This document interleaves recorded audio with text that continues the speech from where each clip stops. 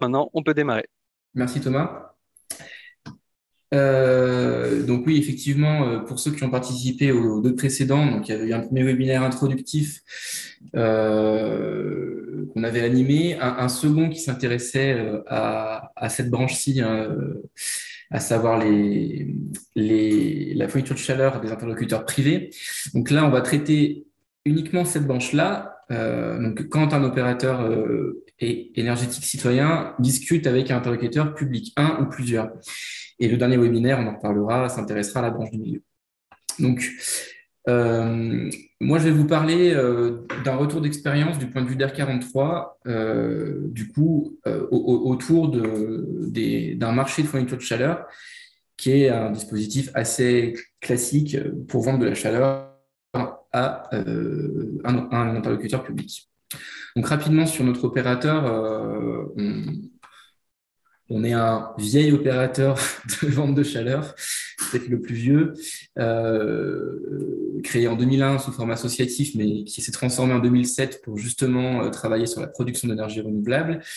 Et on travaille du coup en Haute-Loire et même plus spécifiquement sur un périmètre de 60 km par 60 à peu près, autour d'Issingeaux, hein, qui est ici.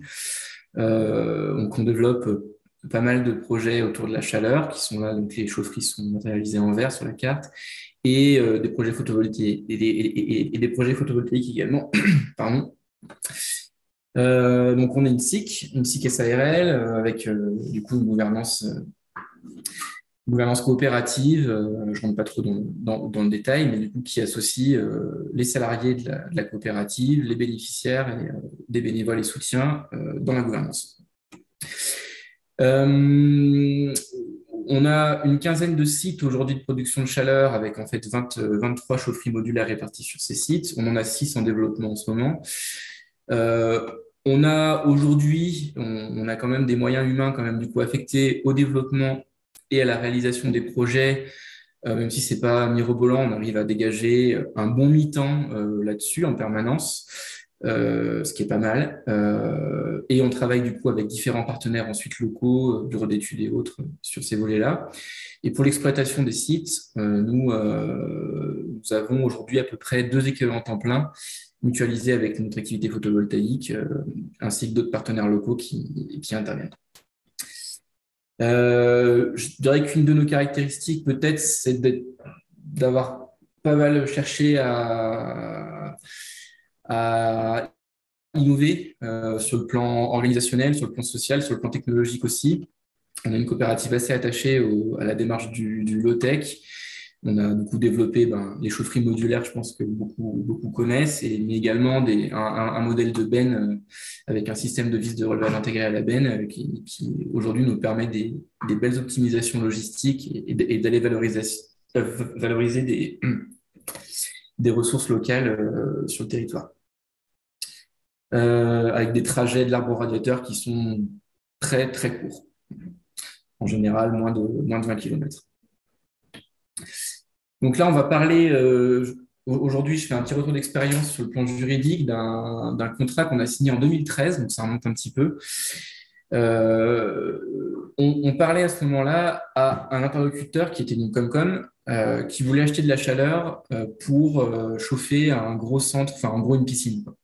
Un centre aquapassion, vis-à-vis duquel il n'y avait pas de possibilité à ce moment-là d'avoir un réseau de chaleur forcément avec d'autres bâtiments, d'autres bénéficiaires. Donc on était vraiment sur une logique de chaufferie dédiée, avec dedans des chaudières gaz déjà en place, 2 fois 600 kg ou plus, je crois, de mémoire, installées, et l'idée de pouvoir acheter de la chaleur bois en fait pour faire une partie de ce besoin-là. Là, typiquement, on est le modèle d'un marché de fourniture de chaleur bois a été assez évident, même si je vous montre un petit peu les étapes. Il n'y a pas de faute de frappe, hein. C'est bien entre 2000 et 2012 que s'est étalée la longue période de sensibilisation, de discussion, à une époque aussi où nos opérateurs n'existaient tout simplement pas, quoi. Donc forcément, on partait de zéro, c'était très nouveau en milieu rural. Donc, il y a eu énormément de sensibilisation jusqu'aux années 2011-2012 où la Comcom était OK et volontaire hein, pour se lancer dans la démarche et a demandé à R43 de préparer un exemple d'appel d'offres, à quoi ça pourrait ressembler. R43 a fait quelque chose. Donc là, vous voyez, on était quand même plutôt dans la relation, c'était pas très formalisé. Ça a été lancé par la Comcom. R43 a répondu avec des entreprises locales, un scieur, un plombier. Et d'autres opérateurs, vous voyez, que j'ai cités, ont répondu également, mais plutôt aussi en interpellant, voire en mettant la pression sur la Comcom pour dire ouais, ce marché, il est un peu bizarre, ça fait juste 5 pages, ça paraît pas très carré, qu'est-ce que c'est que ça? Donc, coup de pression, et la Comcom prend peur et annule le marché. Et du coup, retravaille derrière. Donc, R43 dit OK, ben, travaillez avec des juristes, on vous met en relation avec un juriste. Et finalement, la Comcom travaille avec un bureau d'études sans lien avec R43, un BE local qui refait une petite étude. Donc, ça reprend encore 2 ans et reprépare le marché, je dirais, en bonne et due forme, avec beaucoup plus de pièces descriptives et autres. Donc, R43 répond à nouveau en 2013. Avec la petite surprise, j'en reparlerai brièvement, mais qu'un de ses partenaires avec qui R43 avait répondu auparavant répond dans le dos d'R43. Donc, il y a une nouvelle concurrence qui s'est organisée localement en parallèle. Donc, R43 remporte néanmoins le marché. Ce concurrent en question, à nouveau, mais opère des pressions, on va dire, au niveau de la Comcom et au niveau politique pour essayer de casser le marché. Mais la Comcom, sûrement aussi du fait d'être passé par un autre bureau d'études pour la partie juridique, ben, était bien plus sûre d'elle et a tenu tête et il n'y a pas eu de problème derrière. R43 a pu signer le contrat de fourniture de chaleur avec la Comcom.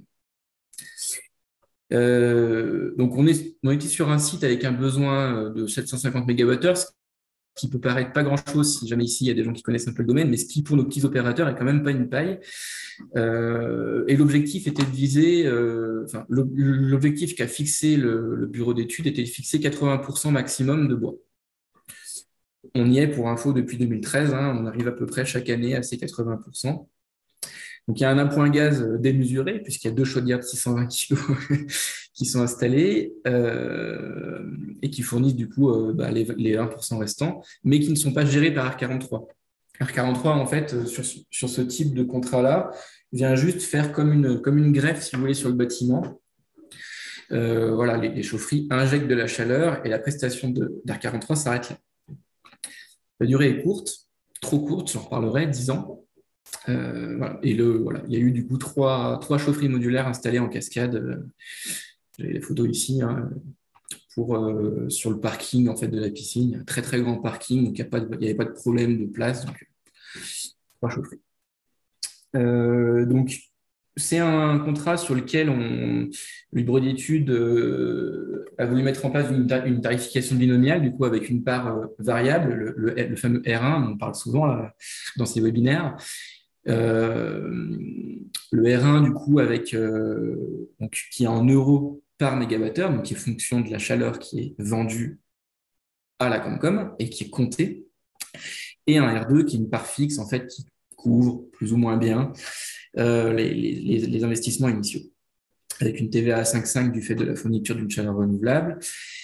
Voilà. Et du coup, et des révisions annuelles, la part variable étant en partie stable et en partie variable et qui varie en fonction de l'évolution des salaires pour moitié et de l'évolution de l'indice du fuel pour le transport. Ce qui s'explique parce que la production en fait, de plaquettes pour nous, en fait, elle peut varier un petit peu en prix du fait qu'on utilise des engins qui consomment du fuel. Et le R2 qui varie plutôt en fonction des salaires également, mais pas du fuel, plutôt des prix à la consommation, plutôt pour traduire l'évolution des achats éventuels pour remplacer du matériel dans les chauffeurs. Donc on était sur un contrat avec mise en concurrence qui, comme je l'ai expliqué, ont été problématiques, mais aussi, c'est aussi contextuel d'un moment où on était quand même très, très innovant, on faisait quelque chose qui était quasiment pas fait ailleurs, en tout cas en milieu rural. En termes de rôle, dans les trois grandes phases d'opération de l'opérateur, hein, que sont le développement, la réalisation et l'exploitation, donc R43 a beaucoup fait sur ce projet-là. Il faut savoir qu'à ce moment-là, il n'y a pas les contrats d'objectifs patrimoniaux, hein, qui sont aujourd'hui les contrats de chaleur renouvelable de l'ADEME. R43 en fait monte une grappe et justement fait un travail de plaidoyer pour que l'ADEME, pour être financé sur un ensemble de projets et pas petit projet par petit projet via le fonds chaleur. Donc c'était un petit peu les prémices aujourd'hui de ces contrats qui bénéficient à d'autres et c'est tant mieux. Mais ça a eu des conséquences aussi un peu problématiques à ce moment-là parce qu'il y a eu un contrat de signé, mais il a fallu réaliser tout un tas de projets en très très peu de temps. Et ça a compliqué les partenariats aussi avec des entreprises locales sur la phase de réalisation. Je vais y revenir. Donc, sinon, sur cette phase de développement, comme je l'ai expliqué, il y a un BE local qui est intervenu sur une petite étude et sur la mise en place du marché et la sélection de l'entreprise. Côté Réa, du coup, là, on a... donc R43 a joué ce rôle d'ingénierie et de suivi de chantier et de réalisation et devait du coup réaliser ces 3 chaufferies.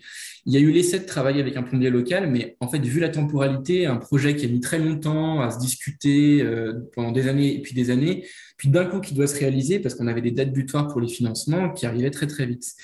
Et donc, le plombier à ce moment-là dit, mais moi, je suis plus disponible. Donc, ce genre de temporalité, les agendas ont été compliqués à agencer. Et du coup, R43 s'est dit, tant pis, il faut qu'on le fasse, donc on va le faire. Et a créé, du coup, à ce moment-là, ça a été une des raisons, mais il y en a eu d'autres, mais a décidé aussi, du coup, de créer une entreprise coopérative, donc la Scope Météor, dédiée aux activités de réalisation et de chantier. Et du coup, il y a eu une séparation à ce moment-là qui a commencé à s'opérer dans R43 entre d'un côté les activités de développement et d'exploitation et la partie chantier du coup qui s'est professionnalisée au sein de la Scope Météor. Météor fait pas forcément tout, hein. Météor travaille aussi avec d'autres entreprises locales pour la réalisation des chaufferies.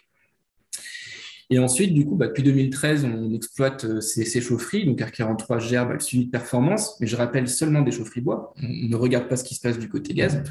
On ne le demande pas, puis on n'a même pas l'accès.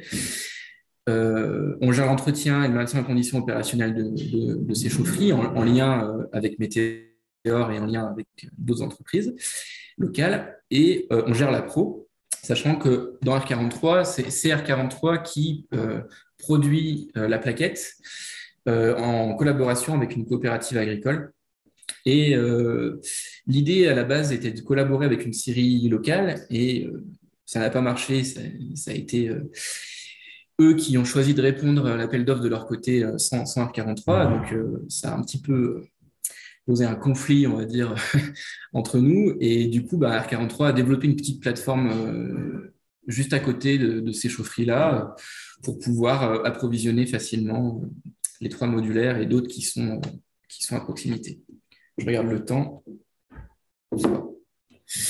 Donc, en termes de synthèse d'échange, avant de répondre aux questions éventuelles, c'est une modalité, en termes d'avantages, si on essaye de voir le bon côté des choses, qui est assez pratique pour la collectivité, on va dire, si elle ne veut pas ou si elle ne peut pas faire de réseau juridique. Si elle a juste envie d'avoir une chaufferie dédiée pour un bâtiment, c'est pas mal pour elle, elle peut mettre en concurrence, etc. Donc, c'est un dispositif qui, pour elle, peut sembler pas trop mal.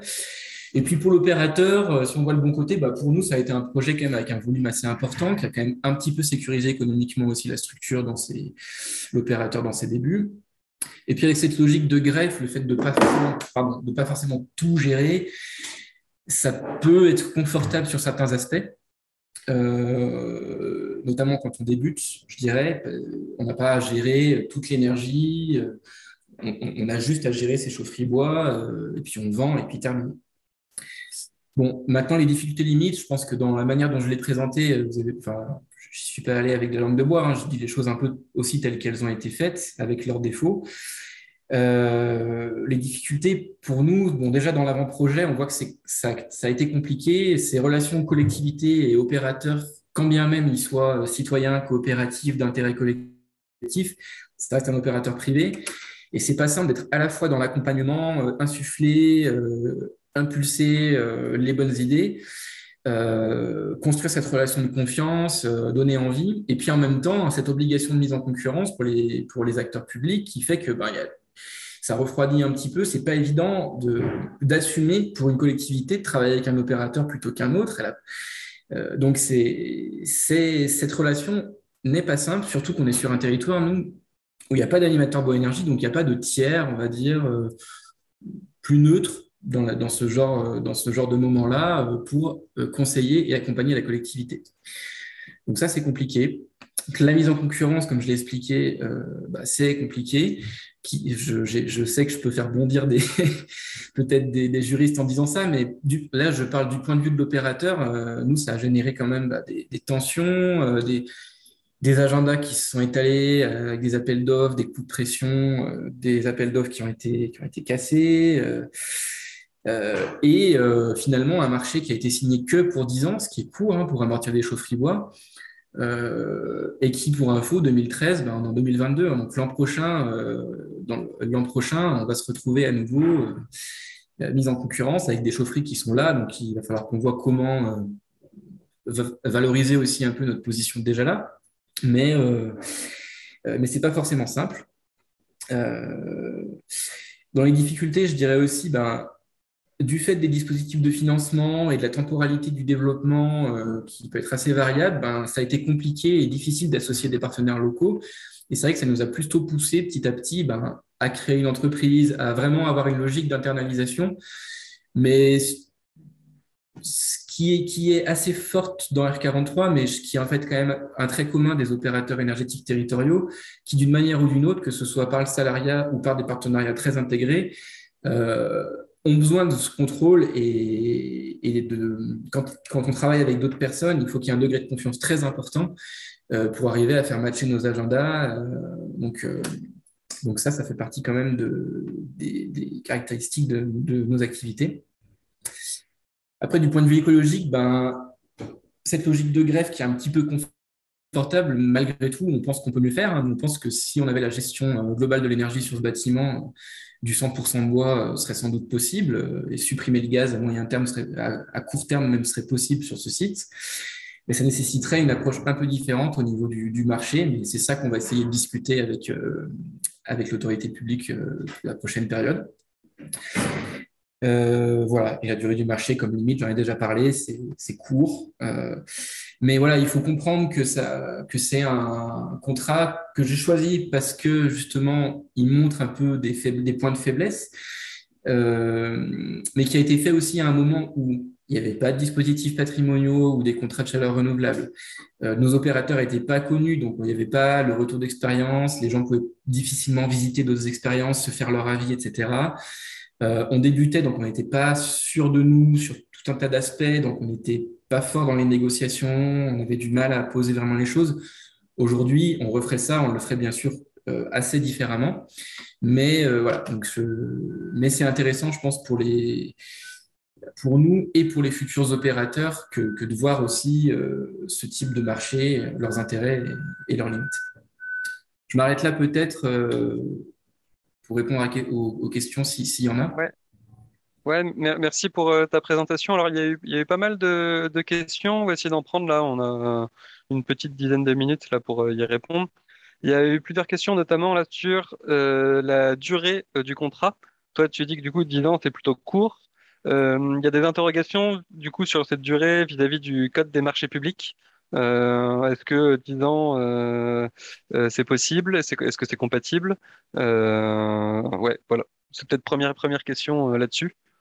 Bon, sans être un expert, on a signé des contrats plus longs et aujourd'hui, quand on en signe, on vise plutôt 15 ans, voire 20 ans.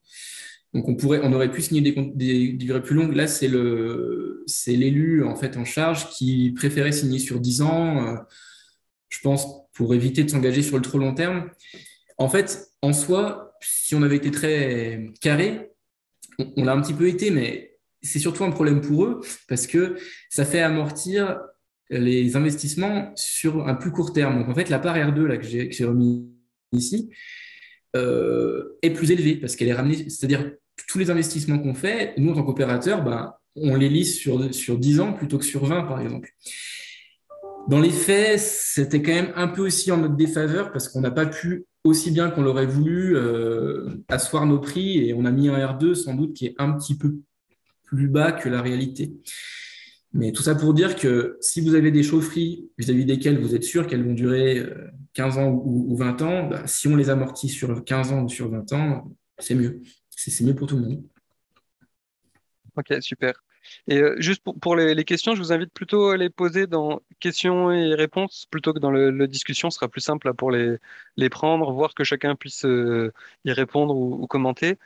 Il y avait aussi, voilà, est-ce que vous avez étudié un contrat de concession de travaux et exploitation avec vente de chaleur? C'était une possibilité qui avait été envisagée ou, Non, ça n'a pas été envisagé. Il y a pas eu en fait d'AMO juridique hein, sollicité. Il y a eu nous, puis un bureau d'études local qui a une connaissance pas non plus enfin, de toute la diversité des montages possibles. Là, pour le renouvellement, on pourrait se poser la question. On ne sait pas encore sous quel modèle juridique ce contrat-là aurait intérêt à être renouvelé. ok. Et du coup, sur le renouvellement, les investissements sont déjà amortis pour vous ou, Ben, là, on est en train de faire les bilans justement pour regarder un petit peu. Mais dans l'idée, oui, c'est un peu ça qui se passe. C'est que nous, on a un capital sur place, on a 3 chaufferies qui peuvent encore durer. Hein. Elles pourraient durer encore au moins 5 ou 10 ans. Donc, à voir comment ça pourrait se traduire contractuellement sur une nouvelle période. ok. Et il y avait encore là, bah, du coup, deux questions. Donc, les chaufferies et le réseau. Donc, tout à l'heure, tu as évoqué le réseau, il vous appartient pas. Il y a juste les chaufferies qui vous appartiennent, c'est bien ça? Ou c'est là? Je sais plus qui a payé le bout de tuyau qui va des chaufferies. On a dû en payer une partie ici. Du bout de tuyau, j'ai un doute sur l'emplacement de la sous-station. Je botte en touche, voilà. Ok. Et du coup, bah, dernière question, il y avait quelqu'un qui voulait plus d'informations sur la benne à vis. Je sais pas, il y a dû avoir une photo au début ou quelque chose. Voilà. Ouais.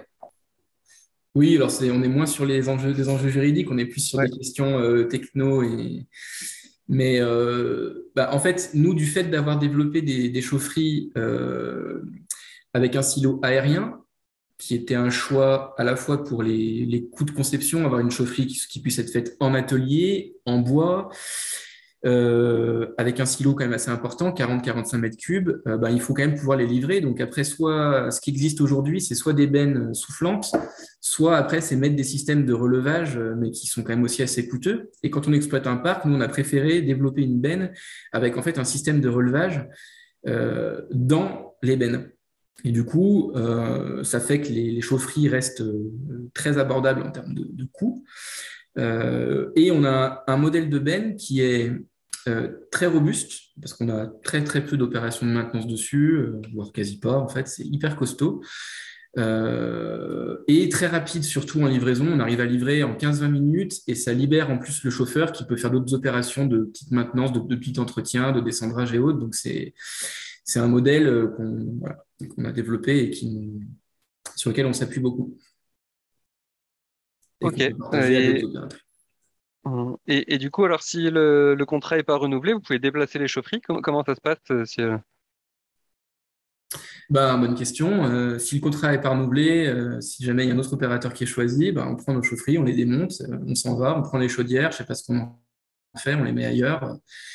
Ce serait dommage. Mais bon, on va essayer de faire en sorte que ce soit pas le cas. Normalement, avec des chaufferies déjà en place, on doit pouvoir être très très compétitif. Mais je sais pas encore.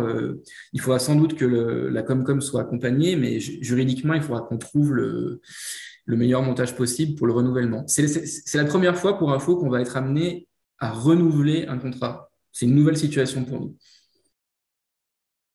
Ok.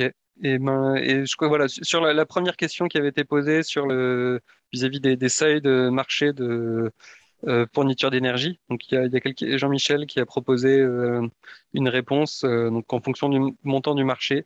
On avait tous à regarder là dans le fil de la discussion. Donc il y a différents seuils qui permettent un choix libre ou une procédure adaptée en fonction. Mm.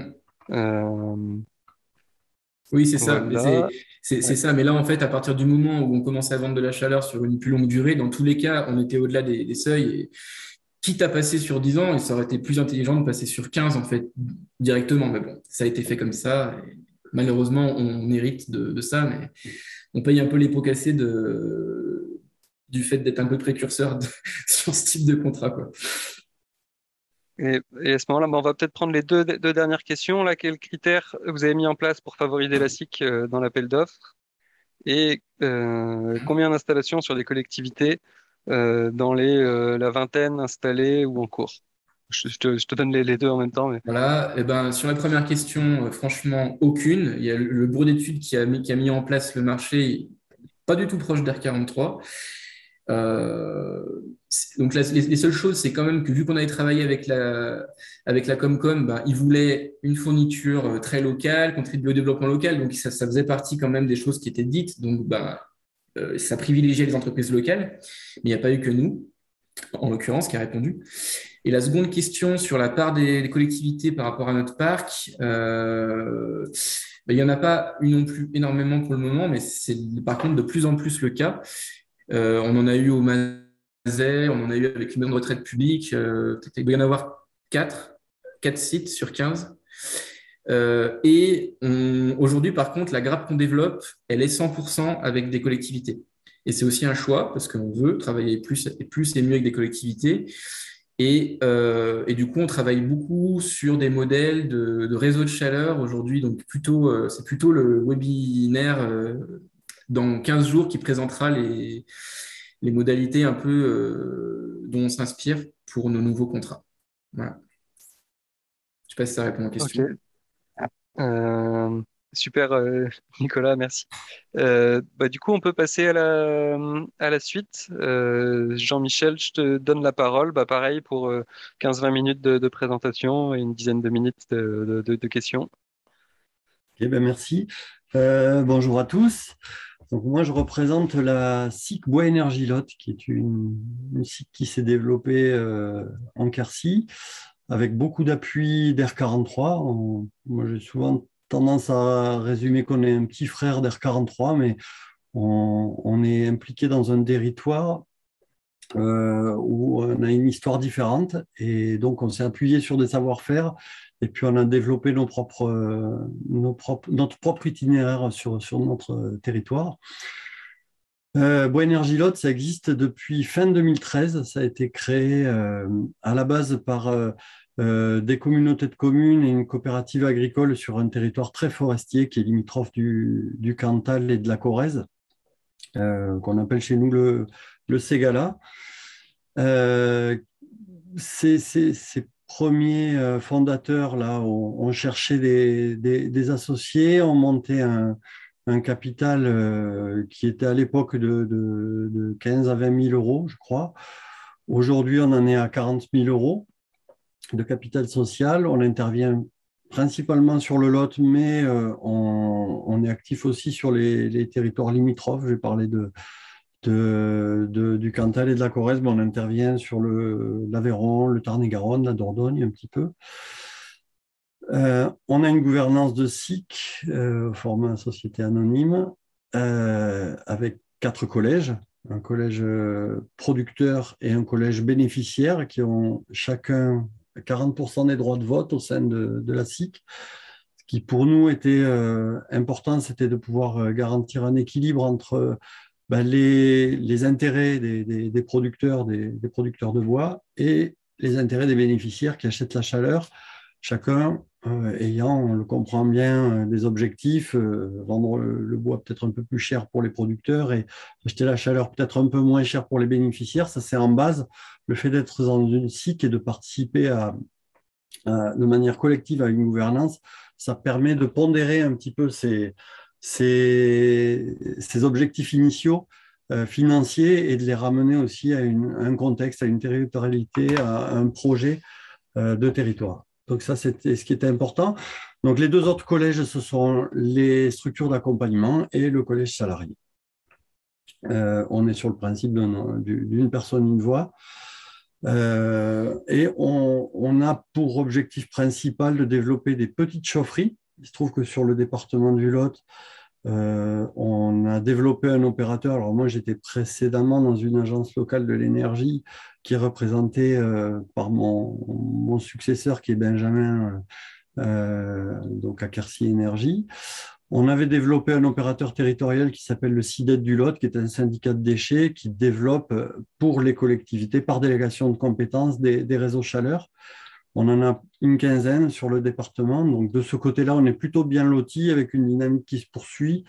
Et aujourd'hui, des gros réseaux chaleur qui sont envisagés sur les principales collectivités, les plus grosses collectivités du département.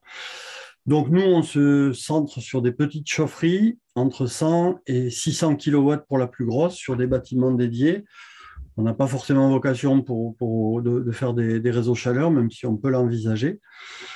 Et notre chiffre d'affaires sur la dernière année s'est élevé à 257 000 €. Alors j'ai mis chaleur, mais en fait c'est tout confondu, mais la chaleur représente plus de 80%, voire 90% de notre chiffre d'affaires. Voilà pour cette diapo.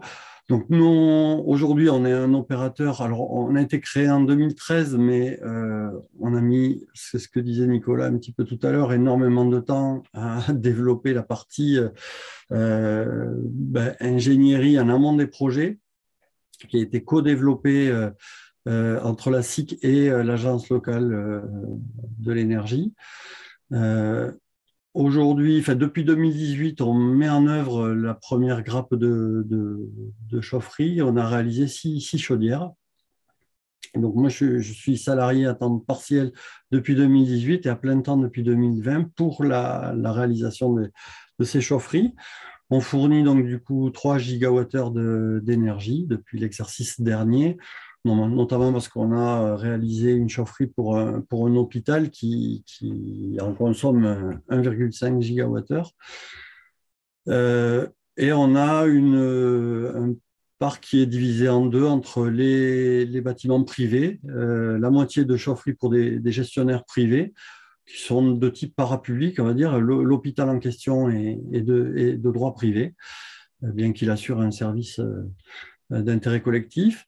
Et l'autre moitié pour des bâtiments publics. Donc, on a pu répondre à des marchés de fourniture de services de chaleur. Et pour la période qui suit, 2022-2025, on va construire une nouvelle grappe de chaufferie et on devrait doubler ce parc dans les années qui suivent. Au niveau des moyens humains, donc, je suis aujourd'hui le seul salarié. On est en réflexion sur une embauche qu'on espère pouvoir faire aboutir courant de l'année 2022. La particularité d'une SIC, c'est qu'on a des coopérateurs qui sont impliqués dans le fonctionnement. Donc, tant les coopérateurs de la filière amont que les coopérateurs du collège autres, qui sont très impliqués dans le développement. Donc ça, c'est pour la partie développement qui est la plus lourde. Donc, je vous ai dit aussi, on est étroitement lié sur cette partie-là avec l'ALEC du territoire. Pour la réalisation, donc, je vous ai dit, c'est le salarié qui porte ça avec l'appui. Donc, comme je vous ai dit, on s'appuie sur R43 Météor pour une partie, notamment puisqu'on leur achète les modules. On leur a aussi acheter la benne à vis, mais on a développé notre propre scope sur notre territoire. Donc moi, c'est une scope que j'ai développée avec un plombier chauffagiste qui était formateur à l'école des métiers du Lot et un ancien collègue de Quercy Énergie. Donc on était 3 au départ. C'est une scope aujourd'hui qui compte 5 salariés et qui travaille uniquement sur le solaire et le bois énergie. Voilà. Donc, ça, c'est la partie opérationnelle. Comme le disait Nicolas tout à l'heure, c'est vrai que de s'assurer au sein de la SIC d'avoir l'opérateur pour la mise en œuvre, la réalisation propre de la partie plomberie et exécution des réalisations. C'est très important vis-à-vis de la temporalité des réalisations qui est souvent un peu complexe. Pour l'exploitation, donc c'est réalisé en interne avec l'appui de la SCOP pour partie, avec l'appui de la COP Ferme de Figeac, qui est donc la coopérative agricole fondatrice qui gère toute la logistique de transport, puisque en hiver, il y a moins d'activités pour eux. Donc, c'était un complément d'activité qui était très important. On travaille aussi avec les CUMA pour la partie broyage. Et on travaille avec des petites scieries locales. On a encore la chance d'avoir des petites scieries. Quand je dis petites scieries, c'est des outils qui transforment entre 2000 et 10 000 mètres cubes de grumes par an. Donc, c'est des tout petites scieries comparativement à ce qu'on peut voir émerger aujourd'hui sur les territoires voisins, qui sont des scieries de 50 000 à 100 000 mètres cubes de grumes entrées. Donc nous, c'est des scieries de territoire qui font un peu de tout, autant de toutes essences et de tout type de production. Donc c'est des opérateurs qui sont importants et qui font vraiment partie prenante du projet SIGBEL. Sachant que dans notre projet, on veut activement développer ce qu'on appelle l'épicerie du bois énergie, c'est-à-dire aller chercher chez les différents agriculteurs du territoire des petites productions de bois déchiqueté. On a commencé, mais c'est une activité qui est assez complexe à mettre en œuvre, qui demande beaucoup d'animation et du temps qu'on n'a pas forcément. Pour permettre d'assurer les postes de salariés au sein de la SIC, il y a une activité de bureau d'études qui reste très minime et très territorialisée. C'est de l'ordre de 20 000 € ou 30 000 € de recettes annuelles, mais qui permet de faire l'AMO, de la formation auprès des acteurs du territoire. Voilà, pour la partie présentation, j'ai fini. Michel, pour te dire, tu as une dizaine de minutes encore de présentation avant la question. Ok, merci. Donc, le choix, là, il s'est porté sur une procédure un peu nouvelle pour nous, mais pour tous, qui est le marché global de performance, avec un historique un peu particulier, puisque c'est un marché auquel on a répondu pour un de nos sociétaires, qui est le département du Lot, qui gère des collèges, et notamment un collège dans le secteur où on a fait émerger notre SIC. Et on s'est confronté à une difficulté, puisque c'était un projet, le département a pris des parts sociales au sein de la SIC assez tôt, dès 2017-2018, et en fait avec pour ambition de chauffer plusieurs collèges avec cette démarche-là. Mais est arrivée la loi tertiaire qui les a incités à assurer l'investissement en propre, avec des participations, des taux de financement très élevés. Donc, un choix qu'ils ont souhaité retenir. Et sur la base sur cette base-là, il devenait difficile de passer par un marché de fournitures et services classiques, comme ce qui a été présenté. Donc, on s'est orienté, on a cherché, à l'époque j'étais encore en partie à l'Agence locale de l'énergie, on a cherché les solutions qui permettaient de conserver l'investissement au sein de la collectivité, mais de déléguer la quasi-totalité de l'investissement et de l'exploitation à un tiers. Donc, c'était le marché global de performance, anciennement marché de conception, réalisation, exploitation et maintenance, qui a été retenu. Donc, ce qui passait cette phase un petit peu de recherche et de réflexion autour de la solution marché qui pouvait se présenter. Le département a donc dû recruter, évidemment, à l'extérieur, un bureau d'études pour l'assistance à maîtrise d'ouvrage de la réalisation de ce marché. Donc là, c'est le bureau d'études Indigo de Toulouse qui a été retenu et qui a lancé courant 2021 ce marché en ligne, donc au format, sur ce format-là que je vais détailler. Donc, ça, sur la diapositive suivante, on, on va retrouver un petit peu le programme qui est donc un programme de conception, réalisation et exploitation des ouvrages qui comprenait la construction d'une chaufferie bois, la puissance n'étant pas précisée. En fait, c'est au candidat de concevoir et d'établir les ouvrages qu'ils vont réaliser. Le maître d'ouvrage et son AMO comparent les offres et retiennent la meilleure conception et les coûts de réalisation associés et d'exploitation associés. Donc là, on avait une chaufferie bois, la réfection complète d'une chaufferie fuel existante qu'il souhaitait peut-être transformer au gaz, toute l'hydraulique chaufferie, l'électricité, l'automatisme. Un automate 8 existait déjà sur site, mais il fallait complètement le reprendre. En option était proposé le raccordement de bâtiments administratifs, c'est-à-dire la réalisation d'un petit réseau chaleur pour les raccorder des bâtiments avec des logements de fonction, vous savez, comme ça peut exister encore sur certains collèges. Et bien sûr, ce marché, au-delà de la partie conception et réalisation, donc, qui voit l'investissement être porté quand même par la collectivité, en l'occurrence le département, il y a la partie exploitation. Ce marché global de performance, il a une durée de 5 ans. Et donc, nous, voilà, on va passer à la diapo suivante.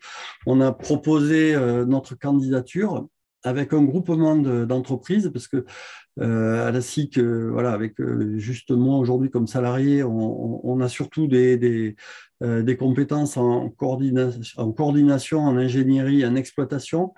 Mais on s'est associé donc avec les compétences, comme on le fait à peu près sur chacun des chantiers.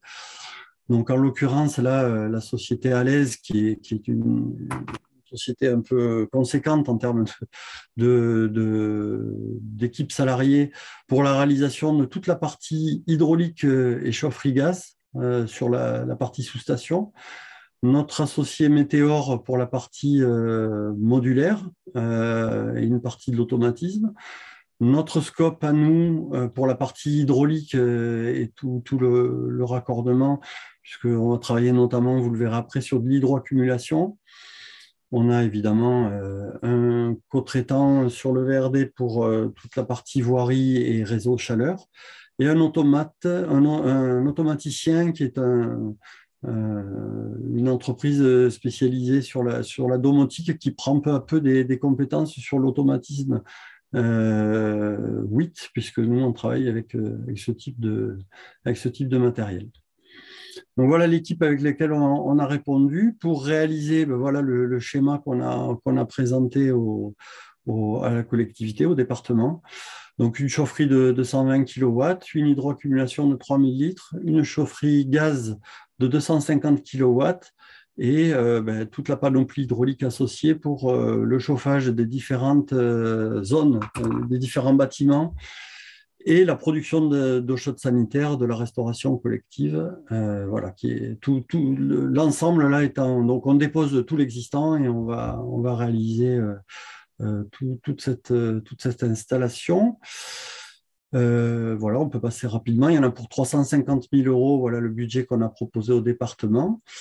Voilà un petit peu, vous retrouvez les modulaires d'R43 et l'implantation qu'on a retenue sur le collège de la Tronquière.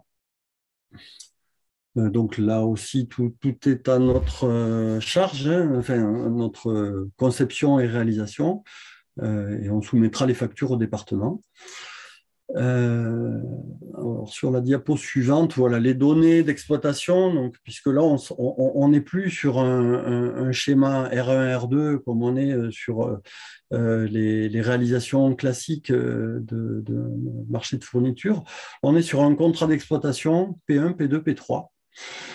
Ce contrat-là étant signé pour une durée de 5 ans sur un volume prévisionnel de 200 MWh. On affinera plus précisément parce qu'il y a eu des gros travaux de rénovation énergétique du collège. Et il va y avoir aussi dans la partie marché global de performance implique la réalisation d'optimisation et d'augmentation du niveau de performance globale des installations. Donc il y a une partie d'amélioration de la régulation des secondaires, notamment, qui est pris en charge dans le marché, puisqu'on refait toute l'hydraulique, on va optimiser un petit peu cette partie régulation. Un P1 qu'on a signé à 45 € le mégawattheure, sortie chaudière, hein, c'est comme ça qui avait été proposé dans le cadre du MGP. On est sur de la plaquette soufflée ou livrée par Benavis, hein, donc c'est ce qui explique ce prix-là. Et un P2, P3 qu'on a engagé à 6 680 € par an. S'il ne concerne que la chaufferie bois, bien sûr, on n'a pas pour vocation à exploiter des chaufferies gaz et des secondaires. Donc, on est resté vraiment sur l'exploitation de la partie chaudière bois uniquement. Alors, pour indication, mais si vous avez des questions sur cette partie-là, il y a chaque poste P1, P2 et P3 est soumis à une indexation annuelle, hein, qui est liée notamment pour la partie P1, on la lie aux indices de la plaquette forestière, donc publiés par le CEEB. Et puis les autres indices sont des indices plus classiques de l'INSEE, liés à la main-d'œuvre notamment, pour les P2 et P3. Et puis on s'est engagé. Pardon ? Est-ce que c'est ta dernière diapo ou si tu arrives à conclure un peu en 1 ou 2 minutes? Ah ouais, super. J'ai fini. Je voulais juste donc repréciser le contexte sur un marché global de performance, et c'est quelque chose d'assez nouveau pour moi. Il faut s'engager sur des taux de couverture, il faut s'engager sur des rendements minimums, il faut s'engager, alors ça c'était plus facile, sur des rayons d'appro en bois déchiqueté. Nous, c'est notre vocation. Donc, moins de 50 km, ça, c'était facile de s'engager pour nous. Pour les taux de couverture et les rendements, c'était un peu plus complexe, en tout cas pour le taux de couverture, parce qu'on a fait des simulations thermiques dynamiques pour essayer d'estimer un petit peu la proportion que pouvait prendre la chaufferie bois sur les besoins du collège. Mais un collège, c'est des gros appels de puissance les lundis matins. Donc, on est parti sur l'hydroaccumulation et on a essayé d'être le plus fin possible pour s'engager sur un taux de couverture qu'on a essayé de minimiser un petit peu. Sur les autres chaufferies, on travaille sur des maisons de retraite, des hôpitaux. On a des taux de couverture qui sont très largement supérieurs à 90%, voire 95%. Mais sur un collège, on est quand même beaucoup plus sceptique sur le fait d'arriver à tenir des niveaux de taux de couverture aussi élevés. Parce que voilà, il y a des très forts appels de puissance sur des reprises de fonctionnement après des week-ends ou après des vacances, et que là, pour l'instant, on n'a pas de recul. On est sur la phase où on a été juste lauréat et on va construire les ouvrages. Donc, voilà, sur ce sur quoi on s'est engagé.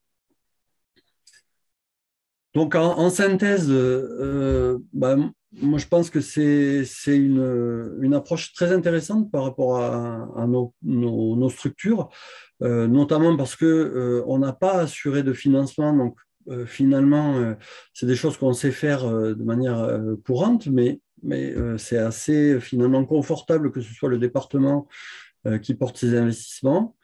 On est sur un relationnel avec dialogue compétitif. Hein, c'est-à-dire qu'il y a un aller-retour entre la maîtrise d'ouvrage et les équipes candidates qui permettent en fait d'affiner les choix. Il y a des réunions qui ont été organisées à l'issue des premières phases du marché pour justement que le maître d'ouvrage comprenne mieux notre démarche et notre proposition, puisse faire part en fait de ses interrogations sur certains choix qui jugeaient peut-être pas suffisamment affinés.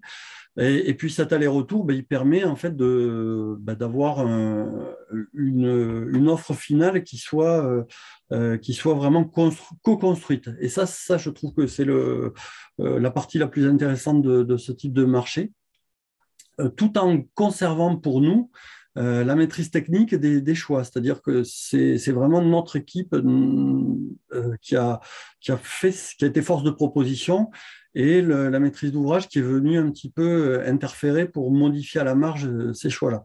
Donc ça, c'est intéressant. Dans la difficulté, on va dire que voilà, alors c'est peut-être lié aussi à l'historique de la démarche qui a mis beaucoup de temps à se mettre en place et lié à l'arrivée un petit peu soudaine de cette loi tertiaire dans le débat.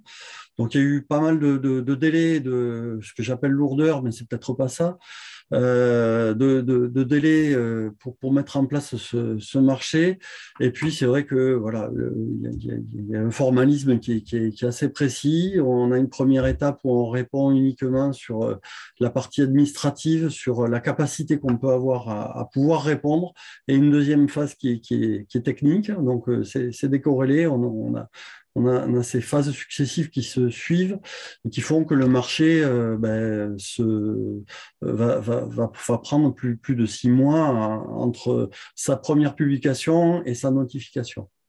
Voilà, j'ai fait le tour un petit peu de ce qui a été pour nous une nouveauté, hein, encore une fois, puisque nous, voilà, quand on répond à des marchés publics, c'est plus des marchés de fournitures et services en général, et puis quand on est sur des privés, on assume une réponse où on compile investissement et exploitation, et sur des durées de 15 ans, alors que là, effectivement, on a une durée que de 5 ans, mais comme le précisaient certains dans les commentaires, au bout de 5 ans, on aura effectivement des équipements techniques qui seront adaptés à notre mode de fonctionnement et donc certainement plus de facilité à pouvoir poursuivre sur une deuxième phase d'exploitation de cette chaufferie. Merci pour ta présentation. On a pas mal de questions. Je vais essayer de les regrouper un petit peu par thématique. Juste sur le marché global de performance, est-ce que du coup il y a un intérêt purement financier par rapport à d'autres marchés classiques, ou est-ce que c'est équivalent? Peut-être qu'on peut commencer par ça. Ouais, en fait, nous, l'approche du groupement, là, elle était un peu la même que sur les marchés classiques, c'est-à-dire qu'on essaie de se positionner de manière compétitive et que on a essayé d'optimiser nos coûts comme on l'aurait fait sur un marché de fournitures et services. À la seule difficulté qu'on n'a que 5 ans, mais comme on n'a pas assumé l'amortissement des investissements, mais finalement, ça, c'est pas une vraie question. Donc, au final, non, il n'y a pas eu d'approche différente. Euh, donc, c'est pas forcément plus intéressant. Non, Ok, ouais. C'est un autre montage. C'est juste un autre montage. Et d'un point de vue technique, là, sur la régulation, est-ce que du coup, il y a quelque chose qui permet de privilégier le bois par rapport à la chaudière de secours en termes de priorité pour garantir le taux complètement. Alors, en fait, on s'est accordé avec le département, mais en fait, ça a été très facile parce qu'ils avaient déjà un automate de marque 8 sur leurs installations existantes. Donc, nous, travaillant avec ce même type d'automate, on va juste remettre à niveau cet automate-là. On va conserver ce qui est conservable. Ça va vite dans le monde de l'automatisme, donc on va renouveler quand même une grande partie de l'automate. Mais on va avoir du coup la possibilité d'interagir, que ce soit nous ou le maître d'ouvrage sur le même automate, et de s'entendre sur les priorités. La priorité étant effectivement donnée au bois. Nous, on aura la main, en fait, moi j'aurai la main directement sur la gestion des priorités chaudières pour faire en sorte que la chaudière gaz qui sera considérée dans l'automate comme un appoint secours ne soit sollicitée que dans des cas de figure très précis. C'est-à-dire que quand on va envoyer un signal de défaut de la chaufferie bois vers la sous-station, là, on va avoir une procédure dans l'automate qui va aboutir à allumer automatiquement la chaudière gaz. Il peut y avoir un forçage par le maître d'ouvrage, mais dans tous les cas de figure, enfin, en tout cas dans les chaufferies que j'exploite jusque-là, c'est des forçages qui ne sont utilisés en mode manuel sur les armoires existantes dans la sous-station si vraiment il y a un souci majeur et qu'il y a un défaut de fonctionnement de l'automate, par exemple. Ça peut arriver aussi. C'est des cas de figure oui, qui ne me sont arrivés qu'une fois depuis le début et liés à un contexte très, très particulier. Voilà, des défauts électriques sur le réseau, etc. Donc, Ok. Et du coup, ouais. non, vas-y si tu voulais finir. Non, non, mais priorité. Donc, enfin, Ok, très en bien. tout cas, on est dans un dialogue très facile avec le département. Moi, c'est des gens que je connais très bien, qui avaient la volonté en tant que sociétaire d'aller vers nous. Il se trouve que le marché a permis que ce soit nous qui soyons lauréats. Et donc, on est quand même sur une approche très consensuel en fait des objectifs. Et eux les partagent. C'était vraiment un choix fort de leur part d'aller vers nous pour nous appuyer sur notre volonté de développer la plaquette paysanne localement. Et sur leur volonté à eux, ils sont dans une démarche de département énergie positive, donc ils sont vraiment dans cet objectif-là. Et si dans les choix qu'ils retiennent sur leurs différents bâtiments, il faut qu'ils affichent des résultats eux aussi derrière. Donc, il y a un intérêt commun, en fait, dans le souhait de faire fonctionner prioritairement la chaufferie bois. Ok. Du coup, il y avait aussi deux questions un peu là-dessus. Est-ce que le conseil départemental cherche à généraliser ce type d'appel d'offres de marché? Et est-ce que du coup, c'est plus ou moins long d'y répondre par rapport à un autre type d'appel d'offres? Alors, généraliser, je ne sais pas. Moi, je trouve que c'est le plus pertinent. En parallèle, on avait un deuxième collège là, sur lequel ils voulaient qu'on puisse candidater. Et en fait, ils ont lancé une procédure qui va être différente, où là, ils vont concevoir et concevoir les installations et les mettre en appel d'offres. Et je suis assez sceptique parce que du coup, on n'est plus sur une conception qu'on maîtrise. Il va falloir qu'on s'adapte à ce que va proposer le bureau d'études qu'ils ont retenu. Mais là, le marché n'est pas encore lancé. Je sais qu'il est qu'il est pas loin de l'être, mais bon, donc je vous en dirai plus quand j'aurai essayé de répondre à ce marché ou que j'aurai répondu à ce marché. Mais pour l'instant, en tout cas, je trouve que le marché global, il répondait bien aux enjeux du département en termes de maîtrise des investissements et à nos enjeux à nous en termes de conception, réalisation. Voilà. Ok. Bon, par Et contre, il y avait une question également sur le taux de TVA appliqué sur le P1 bois dans le cas d'un marché global de performance, si c'est spécifique ou pas. alors je dois dire que j'ai pas vérifié. A priori, jusque-là, on a appliqué des taux de TVA 5,5, mais je pense qu'on devrait pouvoir appliquer ce même type de taux. Je ne sais pas si Nicolas ou Eddy vont pouvoir nous préciser, mais en tout cas, moi, je n'ai pas la réponse. Je ne peux pas affirmer une réponse. Je dirais plutôt 5,5, mais Pas mieux. Ok, super.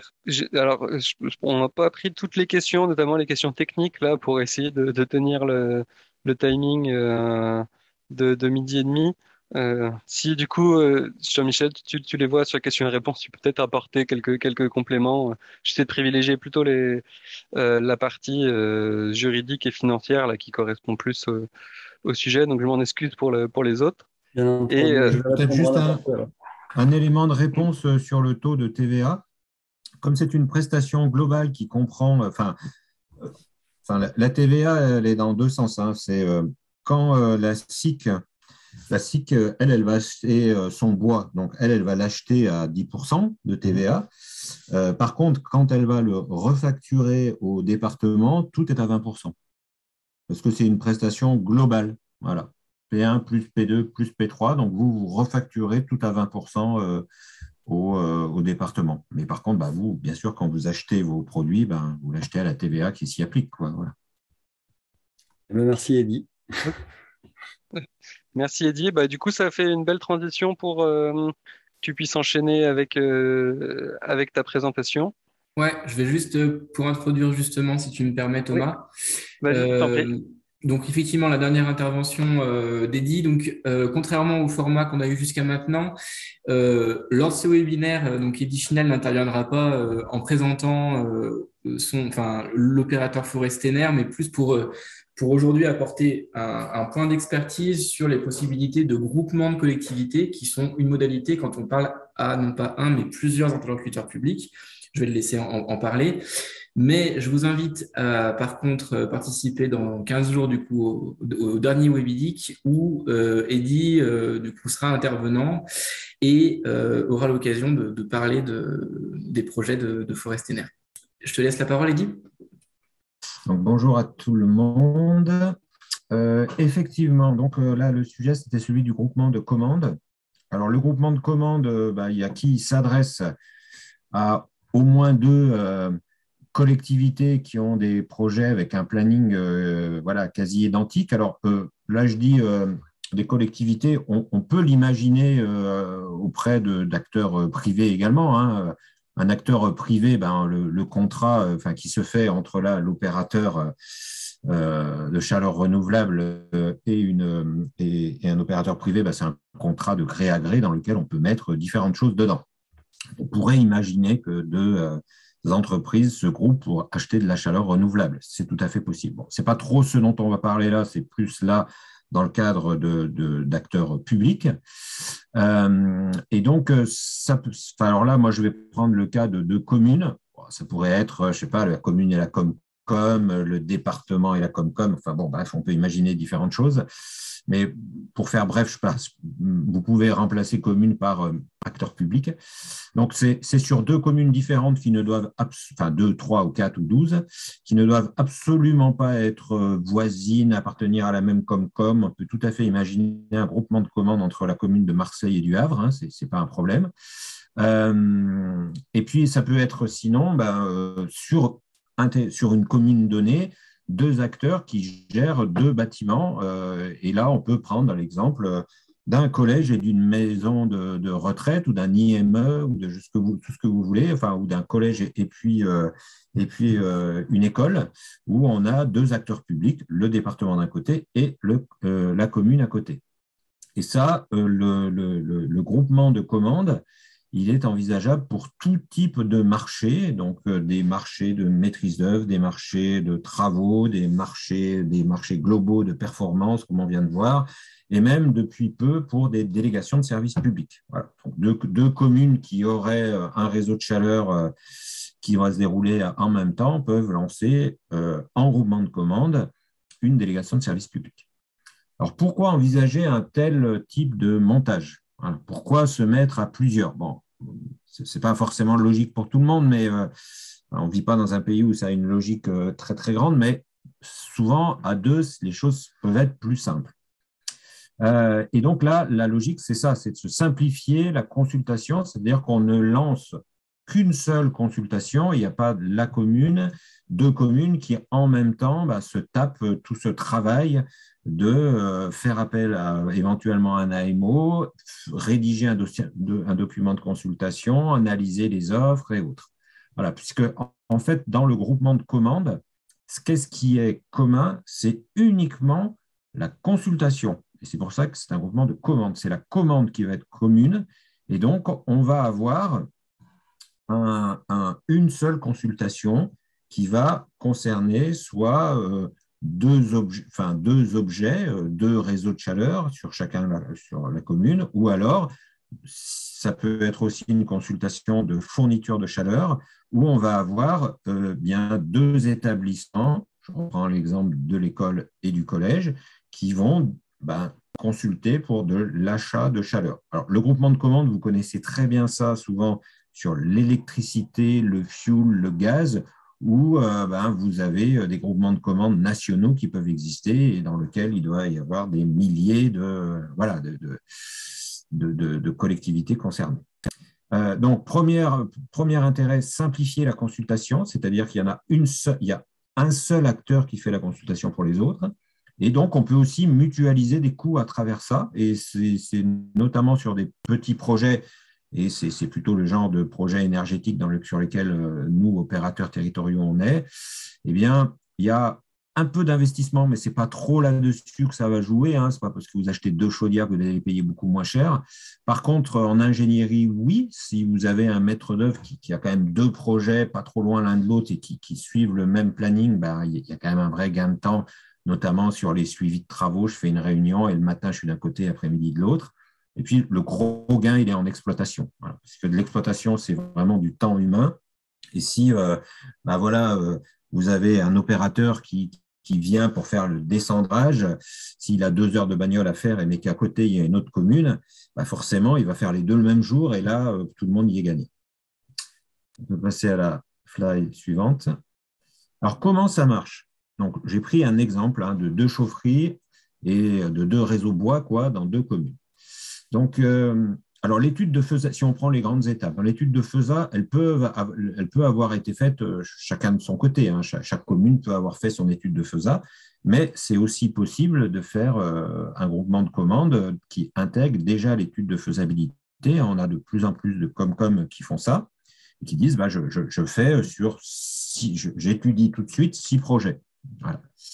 Donc, en tout cas, c'est toujours préférable que la réflexion commune ait eu lieu dès l'étude de FESA parce que ça a permis d'identifier quelles étaient les pistes de mutualisation en amont et que les 2 communes rentrent déjà un peu dans cette logique. Mais ce n'est pas obligatoire. Je vous montrerai un exemple où ça n'avait pas été le cas. Alors après, ça nécessite que chaque commune prenne une délibération pour dire on va faire cette procédure qui s'appelle le groupement de commandes, voilà, et elle doit nommer à ce moment-là, chaque commune nomme le coordonnateur, c'est-à-dire celui qui va être en charge de lancer la consultation, recevoir les offres et bien sûr, toutes ces étapes se font en partenariat entre les 2 communes, mais rédiger le document d'analyse des offres. Voilà. Il y a après un dossier de consultation qui est établi et qui, par contre, doit obligatoirement avoir 2 lots, un par commune. Il y a le réseau de la commune A, le réseau de la commune B, et il n'est pas possible d'obliger de répondre aux 2 lots. Un candidat à cette consultation peut dire « moi, je réponds qu'au lot A et je ne réponds pas au lot B ». Ce qui veut donc dire qu'il n'est pas obligatoire d'avoir le même lauréat sur les 2 lots. Voilà. Alors, si on est tout à fait franc, l'objectif, c'est quand même d'arriver à ça à la fin. Mais bon, en imaginant que vous ayez un candidat qui ne répond qu'à un lot et qui est meilleur sur ce lot-là, c'est lui qui sera retenu. Voilà. Donc, la mutualisation sera un peu moins forte, mais en tout cas, le maître d'ouvrage, il ne peut pas aller jusqu'à là. Voilà. Donc, après, vous avez 2 lots. Chaque lot est analysé séparément. Donc, dans le dossier de consultation, vous avez, je ne sais pas, le CCTP qui va décrire les aspects techniques. Et là, vous avez lot 1, la commune, où on va décrire le projet, les bâtiments qui desservent et autres. Et puis, le lot B, pareil. Par contre, il y a un règlement de consultation avec des critères d'analyse d'offres qui est le même. Et donc, par contre, il y a une analyse des offres lot A, lot 1, analyse des offres lot 2. Voilà. Et ça se traduit derrière, par contre, par 2 marchés. Il y a un marché par commune. Là, après, dès qu'on a fini la consultation et que le marché a été attribué, chaque lot a été attribué, à partir de là, chaque commune reprend sa vie avec un marché pour chaque collectivité. Voilà, slide suivant. Alors, j'ai pris l'exemple de 2 communes qui ne sont pas très loin de Grenoble. Dans le pays voironnais, il y en a qui ça parle, le département de l'Isère. Donc, les communes de Vorep et de Coublevis. Donc, Vorep, 10 000 habitants, Coublevis, 3 000 habitants. Chaque commune avait conduit son étude de faisabilité. Donc le projet de Vorep, c'était 10 gigawattheures par an, donc déjà un peu conséquent, et Coublevis plus petit, 2 gigawattheures, 1,8 je crois même. Et alors à Coublevis, en fait, l'ordre dans lequel se fait les choses, Coublevis avait fait son étude depuis 3 ans, et donc qui montrait que oui, il y avait un réseau de chaleur à faire, pour un ensemble de bâtiments communaux, un peu de logements collectifs, un EHPAD aussi. Mais cette petite commune avait peu de moyens et comme c'est le cas, et ça, faut vraiment en être conscient parce que souvent les questions se posent, mais pourquoi vous avez pris tel montage juridique et pas tel autre? Sur les petits projets dans lesquels on est, typiquement cette commune, c'est un excellent exemple. Elle a fait l'étude de FESA parce que là, elle était accompagnée par l'Agence locale de l'énergie, l'asso ENR, la GEDEN. Après, elle devait reprendre le volet elle-même, ça s'est arrêté là. Voilà. Lancer une consultation d'un maître d'œuvre, c'était trop compliqué pour elle, elle n'avait pas la motivation ni les moyens de le faire. Je pense qu'il faut qu'on soit conscient que c'est le cas de 80% des projets de réseau de chaleur qui s'arrêtent là. D'où l'intérêt de créer des opérateurs énergétiques qui vont dire « Vous inquiétez pas, on va s'occuper de tout ». Et ce qui nous amène parfois d'être un petit peu limite d'un point de vue juridique, c'est qu'il faut bien comprendre ce contexte, c'est que si on ne fait pas tout, ça ne se fait pas. Voilà. La vague de transition énergétique, elle est encore très, très, très, très loin d'être arrivée en France. On vit dans Don't Look Up, globalement. Pour ceux qui n'ont pas vu ce film, je vous le conseille, il est assez intéressant. Donc, là, il y a cette petite commune et il se trouve que nous, EPOS, on avait fait l'étude de FESA pour la commune de Vorep. Là, des gens motivés, on fait l'étude de FESA, boum, derrière, le conseil municipal suivant, il décide de partir en marché global de performance. Alors, Vorep et Coublevis sont dans la même Comcom et les élus se connaissaient et je pense que le maire de Vorep dit à celui de Coublevis, ah tiens, nous, on va lancer un réseau de chaleur. Et là, l'autre lui dit, ah nous, on en avait un aussi. Oh là là, mais et vous faites comment? Et patati. Bon, voilà, donc ils avancent, ils discutent, ils boivent le coup. Et à ce moment-là, celui de Coublevis lui dit, mais on ne pourrait pas faire un truc en commun nous avions dans l'AMO qu'on avait proposé, qu'on faisait déjà, on avait déjà commencé l'AMO du marché global de performance à Coublevis, il y avait une juriste qui nous dit, on peut faire un groupement de commandes. Et donc là, on rencontre les deux communes et globalement, Coublevis est monté dans le train. Voilà. Et donc, voilà l'énorme intérêt d'un groupement de commandes, c'est que si vous avez une commune qui tient un peu plus, qui a des reins un peu plus solides, on va dire, ou qui a là, c'était le cas, mais il y avait aussi une volonté d'avancer sur le projet réellement plus manifeste, eh bien, ça permet d'entraîner une commune plus petite. Voilà. Et donc là, ils ont fait un groupement de commandes, et c'est Vorep qui était évidemment coordonnateur. Et on a lancé un marché global de performance, une consultation en groupement de commandes de marché global de performance avec de l'eau, Vorep, Coublevis. Donc, il y a eu là un titulaire commun aux deux, ça a été la société d'Alkia. Et donc, l'intérêt, j'en ai déjà un peu parlé, ça a réellement permis au projet de Coublevis de se faire. Voilà, sinon, il ne se faisait pas.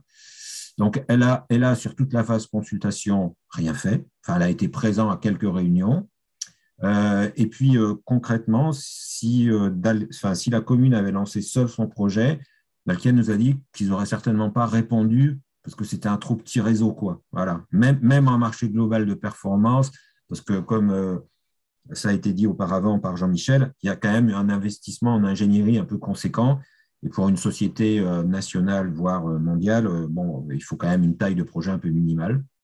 Et puis, ça a bien sûr permis la mutualisation des coûts et elle était vraiment manifeste sur la performance. Et donc, ce sont deux communes où on avait un réseau de gaz et ça a permis de faire un projet qui était pertinent économiquement, même sur Coublevis, qui était un plus petit projet. Donc, c'était une très bonne idée. On n'y avait pas forcément passé en amont, mais qui nécessite d'avoir donc des communes quand même qui vont faire un truc ensemble, donc qui se connaissent et qui s'apprécient. Donc, ce n'étaient pas des opposants politiques, quoi, qui ont aussi une volonté de pragmatisme et d'avancer. Et donc, il y a des projets sur le même planning. Alors après, ça pourrait être le cas que ce n'était pas exactement au même moment, mais il faut que ça soit quand même pas trop éloigné la réalisation des deux projets. Non, il n'y a pas de slide suivant. Alors, ce qu'on peut dire, c'est que moi, je trouve que c'est effectivement vraiment intéressant et qu'il faut y penser en amont, mais même nous ou vous demain, opérateurs, si vous avez plusieurs projets en développement, je pense que ça peut être intéressant là aussi pour faciliter les choses pour les communes, de proposer ce groupement de commandes, de leur dire, tiens, il pourrait y avoir la commune A, B ou C qui lance des choses en même temps. Et il n'y en a qu'une qui va lancer la consultation. Donc, voilà, là, ça facilite. Et puis aussi, ça va vous permettre, vous, éventuellement, opérateurs, de répondre en étant éventuellement, en ayant plus de chances d'être pris sur plusieurs, et là, d'optimiser l'organisation et donc les coûts in fine sur la part déjà réalisation du projet, mais surtout exploitation. Donc, je pense qu'il faut bien penser à ça, et ça va vraiment dans le sens de je vous amène une solution un peu clé en main et je vous facilite la vie, et on peut faire plusieurs projets d'un coup, quoi. Voilà. Et on parlait voilà, de l'exemple des collèges. Qu'un collège lance, alors là, lui, c'est que pour lui, mais ce cas, il peut aussi, là, je n'ai pas pris ce cas-là parce que je ne l'ai pas vécu, mais il est fort possible qu'il arrive bientôt sur un projet où c'est une commune, encore en Isère, où on a sur le même, dans la même commune, le collège et puis 4 bâtiments communaux. Et la commune ne veut pas lancer une délégation de service public, ni monter une régie, tout ça. Voilà, c'est une petite commune. Et là, l'idée pourrait être qu'il y ait un groupement de commandes pour lancer un marché de fourniture de chaleur. Il y a donc la fourniture de chaleur au collège et la fourniture de chaleur aux 4 bâtiments communaux, 2 acteurs publics. Il faut juste que, voilà, bon, là, en l'occurrence, je pense que ça va être le département qui sera le coordonnateur, et il faut juste avoir défini où va être implantée la chaufferie, parce que voilà, il y en a un des 2 acteurs qui doit, sur son patrimoine, soit dans un bout du collège, soit sur un terrain communal, poser la chaufferie. Et donc, je pense que là, c'est aussi un montage qui peut être intéressant. Voilà, j'ai Merci fini. Eddy pour cette présentation.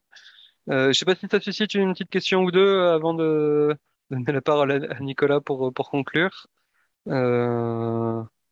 Si c'est pas le cas, ou vous prenez Alors, encore un petit peu, Nicolas, je vas-y, je vois peux. Ouais. qu'un autre Nicolas Ferrand, la pose la question du transfert de compétences. Effectivement, hein, mais là, ce n'était pas le groupement de commandes. Hein, si une commune ne peut pas porter, elle, ou ne veut pas porter le projet, elle peut, si tant est qu'il y ait une collectivité supra, enfin, qui a soit la Comcom, soit plus souvent aujourd'hui le syndicat d'énergie, si tant est qu'il y a un syndicat d'énergie qui peut prendre cette compétence, elle peut lui la transférer. Alors, en l'occurrence, sur Vorep et Coublevis, il y avait eu une vraie réflexion au sein de la Comcom pour qu'il y ait une prise de compétence.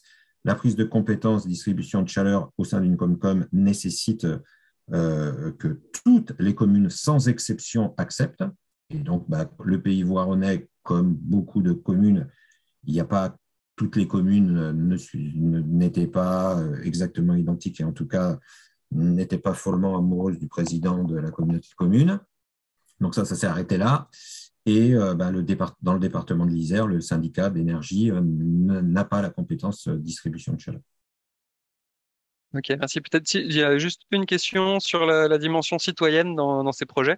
Est-ce que tu peux nous en dire un mot en une petite minute? Alors, il se trouve que là, il n'y en avait pas. Mais c'est parce qu'à Vorep et Coublevis, il n'y en avait pas. Mais après, c'est tout à fait possible de les avoir, puisque dans le règlement de consultation de la commune, elle peut tout à fait intégrer ces critères-là et y mettre. Voilà. Après, ça change pas enfin, la dimension citoyenne ou pas ne change pas du tout, parce que c'est adapté à tout type de marché.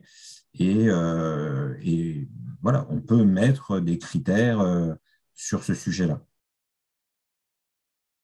Mais alors pour la dimension citoyenne, bon, il faut quand même généralement qu'il y ait du financement.